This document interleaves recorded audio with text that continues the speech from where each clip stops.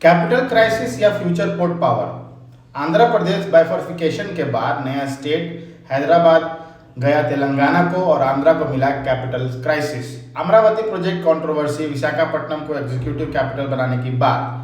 पर दूसरी तरफ coastal advantage, ports, pharma, agriculture. तो सच आखिर क्या है? आज हम आंध्र प्रदेश को जॉब्स, एजुकेशन, इंडस्ट्री, पोर्ट्स और स्पोर्ट्स और क्राइम को डाटा के साथ डिकोड करेंगे।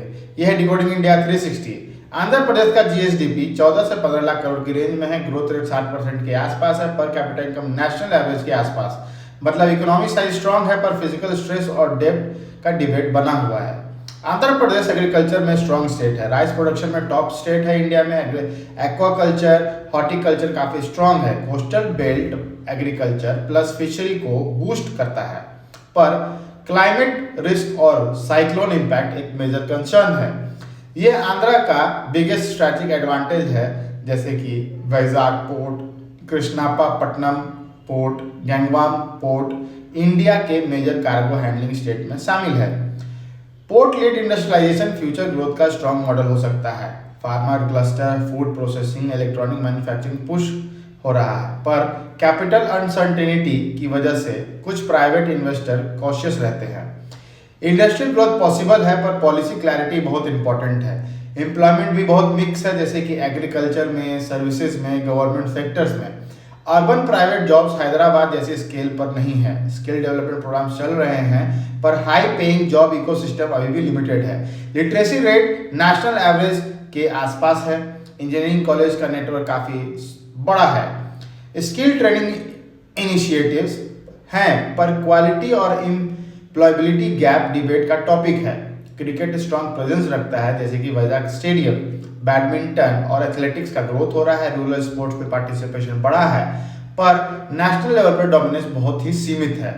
क्राइम रेट मॉडरेट कैटेगरी में है। कोस्टल स्मगलिंग और ऑर्गेनाइज क्राइम आइसोलेटेड केसेस है।